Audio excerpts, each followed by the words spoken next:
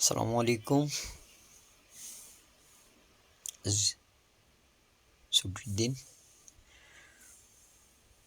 Room থেকে বেরিয়ে রওনা দিচ্ছি কিভাবে সময় কাটানো যায়।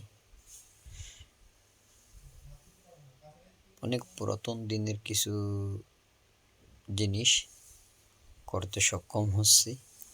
সেটা হচ্ছে, যখন ছোটবেলার সেই শৈশবের দিনগুলির মাঝে কিছু স্মৃতি ফিরে পাই বাইরের জীবনে, বেশ ভালো লাগে।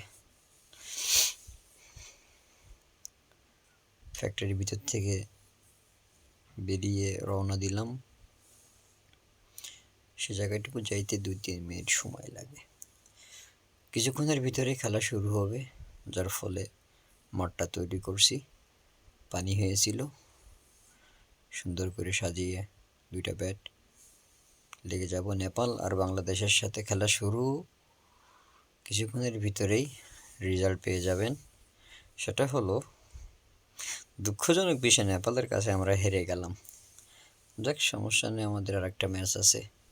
সেই ম্যাচে অবশ্যই আমরা জিতবো ইনশাল্লাহ। অবশ্যই জিতে গিয়েছিলাম। ওকে, আল্লাহ হাফেজ।